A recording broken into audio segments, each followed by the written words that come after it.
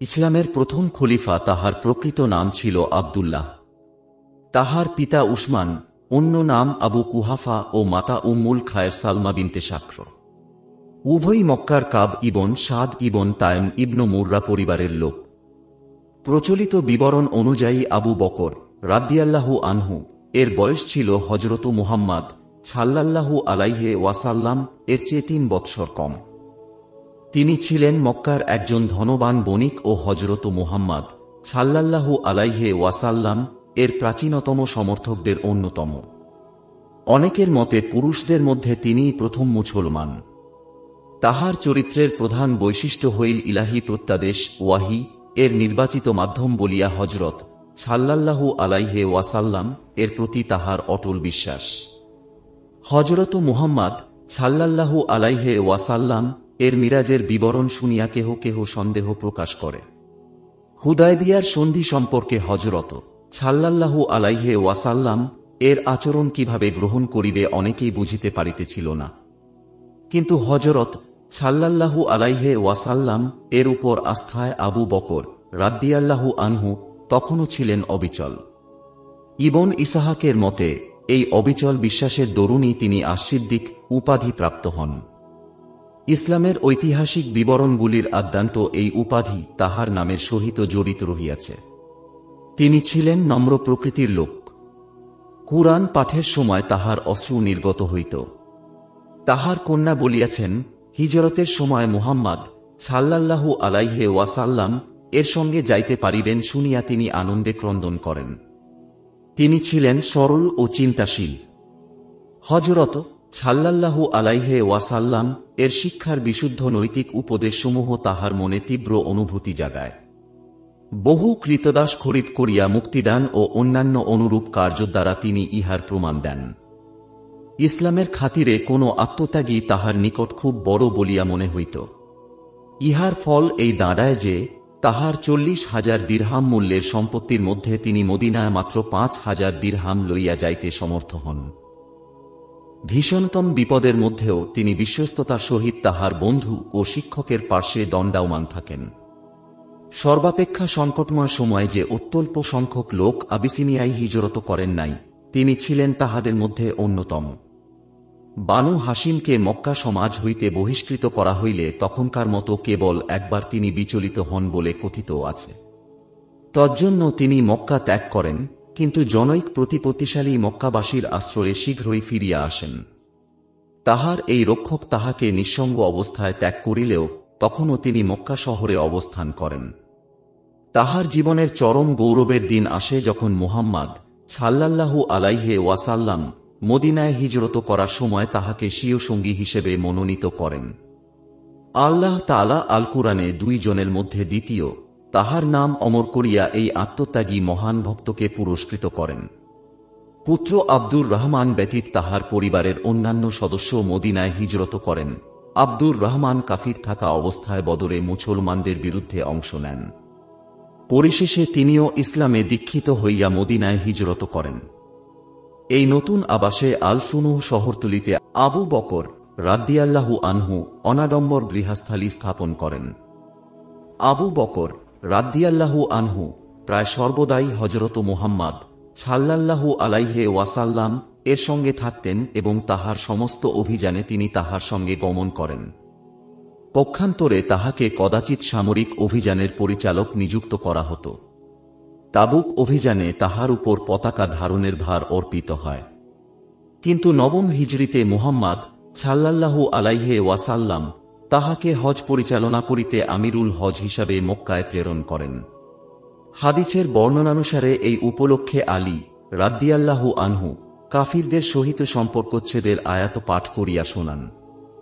মুহাম্মদ সাল্লাল্লাহু আলাইহি ওয়াসাল্লাম অসুস্থ হয়ে পড়িলে তৎপরিবর্তে আবু বকর রাদিয়াল্লাহু আনহু এর উপর মসজিদে নবমীর জামাআতে ইমামতি করার ভার ন্যস্ত হয়।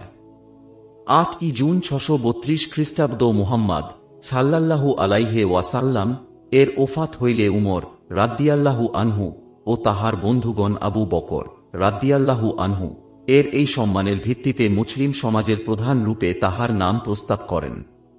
তিনি কোন রূপেই সমাজে কোনো নতুন ধারণা বা নীতির প্রবর্তন করেন নাই। তিনি হযরত মুহাম্মদ সাল্লাল্লাহু আলাইহি ওয়াসাল্লাম এর চতুষ্পার্শ্বে যে সকল প্রতিভা সমবেত হন তাহাদিগকে ঐক্যবদ্ধ রাখতে সমর্থ হন। সরল অথচ দৃঢ় চরিত্র বলে তিনি হযরত মুহাম্মদ সাল্লাল্লাহু আলাইহি ওয়াসাল্লাম এর প্রতিরূপ বলিয়া প্রতিপন্ন হন। সর্বাপেক্ষা কঠিন ও বিপজ্জনক সময়ে নবীন মুসলিম সমাজের পরিচালনা করেন এবং মৃত্যুকালে উহাকে এত মজবুত ও দৃঢ় অবস্থায় রাখিয়া যান যে উহা শক্তিশালী ও প্রতিভাবান উমর রাদিয়াল্লাহু এর খিলাফত পরিচালনার পথ সুগম করে।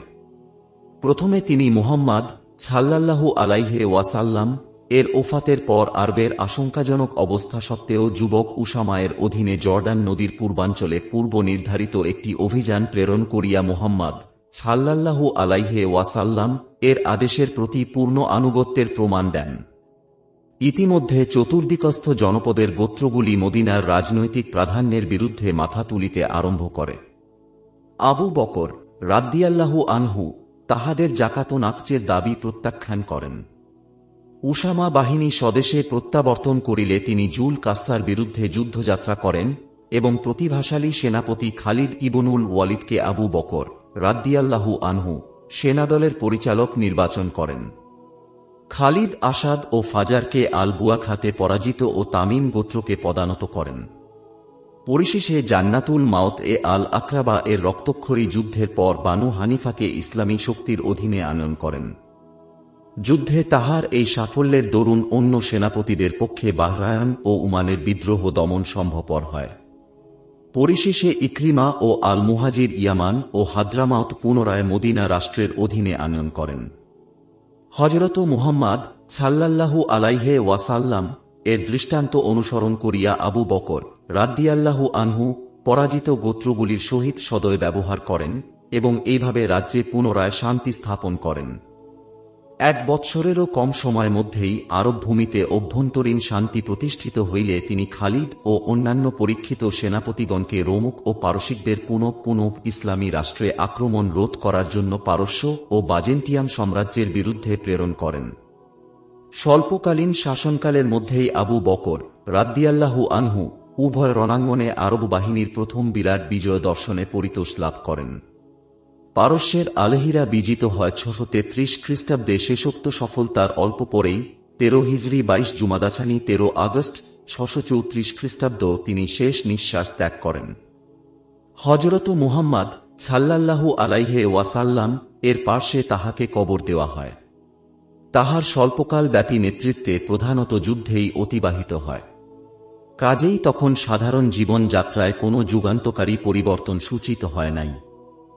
কুরআন সংরক্ষণে তাহার অবদান অন্য অধ্যায়ে বর্ণিত হবে। খলিফা নিযুক্ত হওয়ার পর তিনি অনাডম্বরভাবে প্রথমে আসফুনহস্থিত তাহার স্বগৃহেই বাস করিতেন। পরে দূরত্বের দরুন কাজের অসুবিধা হওয়ায় শহরের মাঝে সরিয়া আসেন। তাহার বিনয় এবং রাষ্ট্রের অর্থে নিজে অর্থশালী হওয়ার প্রতি তাহার বিতৃষ্ণা সম্পর্কে হাদিসে বহু বর্ণনা রয়েছে। ইহাতে তাহার চেহারারও সুন্দর বর্ণনা রয়েছে। তাহার ঢিলা ঢলা পোশাকে উপেক্ষার চিহ্ন সুপরিস্ফুট ছিল। তার মুখমণ্ডল ছিল কিঞ্চিত অপ্রশস্ত, কপাল ছিল উচ্চ, চক্ষুদ্বয় কোটরাগত, চুল অকালপক্ক এবং শ্মশ্রু মেহেদি রঞ্জিত। তাহার সরু হাতের রোগগুলি গিরাময় হইয়া ফুলিয়া থাকিত। বিভিন্ন উপলক্ষে তিনি যে সকল বক্তৃতা দেন তাহার কথাগুলি ইতিহাসে রক্ষিত আছে। এই সকল বক্তৃতা হইতে তাহার চারিত্রিক দৃঢ়তা ও ব্যক্তিত্বের প্রভাব উপলব্ধি করা যায়। 2 বিখ্যাত সাহাবী আবু বকর রাদিয়াল্লাহু আনহু ও উমর রাদিয়াল্লাহু আনহু কথা বলছিলেন। হঠাৎ আবু বকরের কথায় উমর মারাত্মক রেগে গেলেন, এমনকি ওই স্থান ছেড়ে চলে গেলেন। আবু বকর রাদিয়াল্লাহু আনহু খুবই লজ্জিত ও উদ্বিগ্ন হয়ে উমরের পেছনে পেছনে ছুটতে লাগলেন আর বলতে লাগলেন, ভাই উমর, আমার জন্য ক্ষমা প্রার্থনা করুন। উমর রাদিয়াল্লাহু আনহু ফিরেও তাকাচ্ছেন না। এক পর্যায়ে তিনি বাড়ি চলে গেলেন। পেছনে পেছনে আবু বকরও তার ঘরের দরজায় পা রাখলেন। কিন্তু উমর রাদিয়াল্লাহু আনহু আবু বকর রাদিয়াল্লাহু আনহু এর মুখের উপর দরজা বন্ধ করে দেন। উদ্বিগ্ন আবু বকর ছুটে গেলেন মুহাম্মদ রাসূলুল্লাহ সাল্লাল্লাহু আলাইহি ওয়াসাল্লাম এর কাছে। একটু পর উমরও সেখানে হাজির। আসলে দুজনই অনুতপ্ত, লজ্জিত। উমর রাদিয়াল্লাহু আনহু নিজের দোষ স্বীকার করে সব বর্ণনা দিলেন, কিভাবে আবু বকরের মুখের উপর দরজা লাগিয়ে দিয়েছেন তিনি। সব শুনে রাসূল সাল্লাল্লাহু আলাইহি ওয়াসাল্লাম উমারের উপর খুবই অসন্তুষ্ট হলেন। আবু বকর রাদিয়াল্লাহু আনহু আর সহ্য করতে পারলেন না। তিনি বলতে লাগলেন, ইয়া রাসূলাল্লাহ, ভুল আমারই হয়েছে, তার কোনো ভুল নেই। তিনি উমার রাদিয়াল্লাহু আনহু কে নির্দোষ প্রমাণ করতে সর্বাত্মক প্রচেষ্টা চালাচ্ছিলেন। সুবহানাল্লাহ! কি চরিত্র, কি বিনয়, কি আচরণ! সোনার মানুষ ছিলেন তাঁরা, সত্যি সোনার মানুষ। পৃথিবীর শ্রেষ্ঠ মানুষটির শিষ্যগণ তো এমনই হবেন। আমরা কত বড় দুর্ভাগা যে তাঁদের জীবনীটা কখনো পড়ে দেখি না, তাঁদেরকে উত্তম আদর্শ হিসেবে গ্রহণ করার চিন্তাও করি না। তাঁদেরকে জানুন, টপ টপ করে চোখ দিয়ে পানি পড়বে তাঁদের জীবনী পড়লে। তাঁদের অন্তরগুলো ছিল স্ফটিকের মতো স্বচ্ছ। তাঁরা শুধু আল্লাহর সন্তুষ্টির জন্যই একে অপরকে ভালোবাসতেন। এই পয়েন্টটিতে কেন আমরা এত পিছিয়ে? একই পথের পথিক হয়েও কেন আমাদের মধ্যে এত হিংসা, বিদ্বেষ, শত্রুতা? নিশ্চিত থাকুন, আখিরাতে এর চরম মূল্য দিতে হবে। অন্যের সাথে মন্দ আচরণের প্রতিবিধান রাবিয়াহ আল-আসলামী বলেন, আমি রাসূলুল্লাহ সাল্লাল্লাহু আলাইহি ওয়াসাল্লাম এর খিদমত করতাম। ফলে তিনি আমাকে ও আবু বকর রাদিয়াল্লাহু আনহু কে একখান জমি দান করলেন। অতঃপর দুনিয়ার চাকচিক্য আসল। ফলে একটি খেজুরের কাঁদিকে কেন্দ্র করে আমরা বিতর্কে জড়িয়ে পড়লাম। আবু বকর রাদিয়াল্লাহু আনহু বললেন, এটা আমার জমির সীমানার মধ্যে। আমি বললাম, না, এটা আমার জমিতে। এ বিষয়ে আমার ও আবু বকর রাদিয়াল্লাহু আনহু এর মধ্যে কথা কাটাকাটি হল। আবু বকর রাদিয়াল্লাহু আনহু আমাকে এমন একটা কথা বললেন যেটা আমি অপছন্দ করলাম। এজন্য তিনি অনুতপ্ত হয়ে আমাকে বললেন, হে রাবিয়াহ, তুমি অনুরূপ কথা বলে প্রতিশোধ নিয়ে নাও। আমি বললাম, না, আমি তা করব না। অতঃপর আবু বকর রাদিয়াল্লাহু আনহু বললেন, তুমি অবশ্যই বলবে, নতুবা তোমার বিরুদ্ধে রাসূলুল্লাহ সাল্লাল্লাহু আলাইহি ওয়াসাল্লাম এর নিকট সাহায্য প্রার্থনা করব, অর্থাৎ নালিশ করব। আমি বললাম, এটা করতে পারব না। রাবি বলেন, তিনি জমি প্রদান করতে অস্বীকৃতি জানালে আবু বকর রাদিয়াল্লাহু আনহু আল্লাহ রাসূল সাল্লাল্লাহু আলাইহি ওয়াসাল্লাম এর নিকট গমন করলেন। আমিও তার পদাঙ্ক অনুসরণ করে চললাম। এরই মধ্যে আসলাম গোত্রের কিছু লোক এসে বলল, আল্লাহ আবু বকর রাদিয়াল্লাহু আনহু এর উপর রহমত করুন। কোন বিষয়ে তিনি তোমার বিরুদ্ধে রাসূল সাল্লাল্লাহু আলাইহি ওয়াসাল্লাম এর নিকট নালিশ করছেন, অথচ তিনি যা ইচ্ছা তাই তোমাকে বলেছেন। আমি বললাম, তোমরা কি জানো তিনি কে? ইনি হচ্ছেন আবু বকর সিদ্দিক, দুজনের দ্বিতীয় জন। তিনি মুসলমানদের মধ্যে সর্বাধিক শ্রেষ্ঠ ব্যক্তি। সুতরাং তোমরা তার ব্যাপারে সতর্ক থাকো। তিনি তাকালে দেখবে যে তোমরা আমাকে তার বিরুদ্ধে সাহায্য করছ, যার ফলে তিনি ক্রোধে ফেটে পড়বেন এবং রাসূল সাল্লাল্লাহু আলাইহি ওয়াসাল্লাম এর নিকটে যাবেন। অতঃপর তাঁর ক্রোধের কারণে রাসূলুল্লাহ সাল্লাল্লাহু আলাইহি ওয়াসাল্লাম ক্রোধান্বিত হবেন, আর তাদের দুজনের ক্রোধের কারণে আল্লাহ ক্রোধান্বিত হবেন। তখন রাবিয়াহ ধ্বংস হয়ে যাবে। তারা বলল, তাহলে তুমি আমাদের কি করার নির্দেশ দিচ্ছ? তিনি বললেন, তোমরা ফিরে যাও। আবু বকর রাদিয়াল্লাহু আনহু রাসূলুল্লাহ সাল্লাল্লাহু আলাইহি ওয়াসাল্লাম এর বাড়ির দিকে রওনা দিলেন এবং আমি একাকী তার পশ্চাৎধাবন। নবী করিম সাল্লাল্লাহু আলাইহি ওয়াসাল্লাম এর নিকট পৌঁছে তিনি তাঁর নিকট সকল ঘটনা বর্ণনা করলেন। অতঃপর তিনি আমার দিকে মাথা উঁচু করে বললেন, হে রাবিয়াহ, তোমার ও আবু বকর রাদিয়াল্লাহু আনহু এর মধ্যে কি ঘটেছে? আমি বললাম, হে আল্লাহ রাসূল সাল্লাল্লাহু আলাইহি ওয়াসাল্লাম, ঘটনা ছিল এরূপ। অতঃপর তিনি আমাকে এমন কথা বললেন যা আমি অপছন্দ করি। ফলে তিনি আমাকে বললেন, আমি তোমাকে যেমন বলেছি তুমি আমাকে তেমন বলো, যাতে সেটার প্রতিদান কিচ্ছা হয়ে যায়। অতঃপর রাসূলুল্লাহ মুহাম্মদ সাল্লাল্লাহু আলাইহি ওয়াসাল্লাম বললেন, হ্যাঁ, তুমি তার জবাব দিবে না, বরং বলবে, হে আবু বকর, আল্লাহ আপনাকে ক্ষমা করে দিন, হে আবু বকর, আল্লাহ আপনাকে ক্ষমা করে দিন। রাবী বলেন, রাসূল সাল্লাল্লাহু আলাইহি ওয়াসাল্লাম এর এ নির্দেশ শুনে আবু বকর রাদিয়াল্লাহু আনহু ক্রন্দনরত অবস্থায় ফিরে গেলেন। সেনাপতি উসামা তার একজন সৈনিককে নিয়ে যাবেন না রেখে যাবেন, সে সিদ্ধান্ত সম্পূর্ণ উসামার। আবু বকর উসামাকে নির্দেশ নয় অনুরোধ করলেন, যদি আপনি ভালো মনে করেন তবে অনুগ্রহপূর্বক উমরকে আমার সাহায্যের জন্য রেখে যান। ইসলামের এই সাম্য ও গণতন্ত্রের কোন তুলনা নেই পৃথিবীতে। সাইফুল বাহার যুদ্ধে যোগদান করেছে মুসলমানদের একটি ছোট্ট বাহিনী। এই ৩০০ সদস্যের বাহিনীর মধ্যে আবু বকর রাদিয়াল্লাহু আনহু ও উমর রাদিয়াল্লাহু আনহু ছিলেন। আর ছিলেন মদিনার খাজরাজ সর্দার সাদ বিন উবাদাহর ছেলে কায়েস রাদিয়াল্লাহু আনহু। এই মুসলিম বাহিনীর অধিনায়ক ছিলেন আবু উবায়দাহ ইবনুল জাররাহ রাদিয়াল্লাহু আনহু। অভিযানকালে মুসলিম বাহিনীর রসদ ফুরিয়ে গেলে ভয়ানক সংকটে পড়ল তারা। এই অবস্থা দেখে কায়েস উট ধার করে এনে সবার জন্যে জবাই করতেন। এভাবে তিনি ৩ দিনে ৯টি উট ধার করে জবাই করার পর আবু বকর ও উমর চিন্তিত হয়ে পড়লেন এবং অধিনায়ক আবু উবায়দাহ ইবনুল জাররাহকে গিয়ে বললেন, কায়েস এভাবে যদি প্রতিদিন উট ধার করে এনে জবাই করতে থাকো তাহলে তার পিতার সব সম্পদ সে এখানেই শেষ করে দেবে। আপনি তাকে উট জবাই থেকে বারণ করুন। আবু উবায়দা রাদিয়াল্লাহু আনহু কায়েসকে সে মোতাবেক নির্দেশ দিলেন। যুদ্ধ থেকে মদিনায় ফেরার পর কায়েস রাদিয়াল্লাহু আনহু পিতার কাছে মুসলিম বাহিনীর রসদ সংকট ও দুঃখ দুর্দশার কথা জানালেন। পিতা তাকে বলল, তুমি উট জোগাড় করে সকলের জন্যে জবাই করতে পারতে। কায়েস রাদিয়াল্লাহু আনহু বললেন, পরপর ৩ দিন আমি তাই করেছি। কিন্তু আবু বকর রাদিয়াল্লাহু আনহু ও উমর রাদিয়াল্লাহু আনহু এই কথা বলায় অধিনায়ক আবু উবায়দা রাদিয়াল্লাহু আনহু আমাকে উট জবাই করতে বারণ করেন। ক্ষোভ ও আবেগে আপ্লুত হয়ে পড়লেন সাদ রাদিয়াল্লাহু আনহু ইবনে উবাদাহ। তিনি ছুটলেন মহানবীর কাছে। মহানবী সাল্লাল্লাহু আলাইহি ওয়াসাল্লাম তখন বসেছিলেন। সাদ রাদিয়াল্লাহু আনহু তার পেছনে এসে দাঁড়ালেন এবং অভিমানক্ষুব্ধ ও আবেগজিত কণ্ঠে মহানবী সাল্লাল্লাহু আলাইহি ওয়াসাল্লাম কে বললেন, ইবনে আবু কুহাফাহ এবং ইবনে খাত্তাবের পক্ষ থেকে কেউ জবাব দিক যে তারা আমার পুত্রকে কেন বখিল বানাতে চান।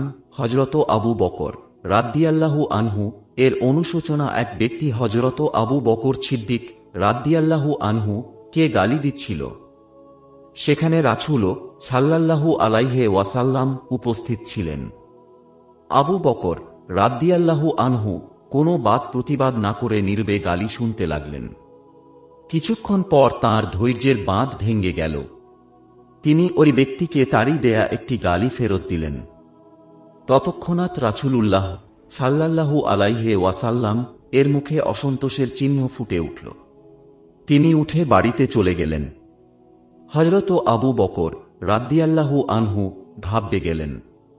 তিনি কাল বিলম্ব না করে রাসূলুল্লাহ সাল্লাল্লাহু আলাইহি ওয়াসাল্লাম এর কাছে ছুটে গেলেন এবং বললেন, হে রাসূল, লোকটি যখন আমাকে গালি দিচ্ছিল আপনি চুপচাপ শুনছিলেন।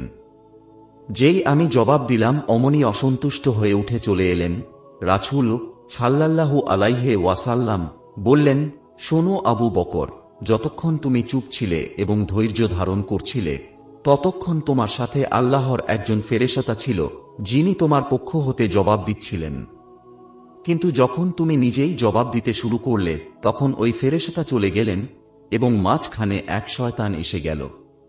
সে তোমাদের উভয়ের মধ্যে গোলযোগ তীব্রতম করতে চাইছিল। হে আবু বকর, মনে রেখো, কোনো বান্দার উপর যদি জুলুম ও বাড়াবাড়ি হতে থাকে এবং সে কেবল আল্লাহর সন্তুষ্টির উদ্দেশ্যে তা ক্ষমা করতে থাকে এবং কোনো প্রতিশোধ নেয়া হতে বিরত থাকে, তবে আল্লাহ জুলুমকারীর বিরুদ্ধে তাকে সর্বাত্মক সাহায্য করে। হযরত আবু বকর রাদিয়াল্লাহু আনহু অনুতপ্ত হলেন যে ধৈর্যহারা হয়ে তিনি আল্লাহর ফেরেশতার সাহায্য হতে বঞ্চিত হয়ে গেলেন। আবু বকর রাদিয়াল্লাহু আনহু এর মৃত্যুকালীন অছিজত থেকে শিক্ষা অর্জন। ইসলামের এক খলিফা আবু বকর সিদ্দিক রাদিয়াল্লাহু আনহু এর মৃত্যুক্ষণ উপস্থিত হলে তিনি সূরা কাফের ১৯ নং আয়াতটি তেলাওয়াত করেন, মৃত্যু যন্ত্রণা অবশ্যই আসবে, যা থেকে তুমি টালবাহানা করে থাকো। অতঃপর তিনি স্বীয় কন্যা আয়েশা রাদিয়াল্লাহু আনহু কে বললেন, আমার পরিহিত দুটি কাপড় ধুয়ে তা দিয়ে আমাকে কাফন পরিও। কেন না মৃত ব্যক্তির চাইতে জীবিত ব্যক্তি নতুন কাপড়ের অধিক হকদার। অতঃপর তিনি পরবর্তী খলিফা হযরত ওমর রাদিয়াল্লাহু আনহু কে অভিযোগ করেন এই মর্মে যে, নিশ্চয়ই রাত্রির জন্য আল্লাহ এমন কিছু হক নির্ধারণ করে রেখেছেন যা তিনি দিবসে কবুল করেন না। আবার দিবসের জন্য এমন কিছু হক নির্ধারণ করেছেন যা রাতে কবুল করেন না। কোন নফল ইবাদত কবুল করা হয় না যতক্ষণ না ফরজটি আদায় করা হয়। নিশ্চয়ই আখেরাতে মিজানের পাল্লা হালকা হবে দুনিয়ার বুকে বাতিলকে অনুসরণ করা এবং নিজের উপর তা হালকা মনে করার কারণে। অনুরূপভাবে আখেরাতে মিজানের পাল্লা ভারী হবে দুনিয়াতে হক অনুসরণ করা এবং তাদের উপর তা ভারী হওয়ার কারণে।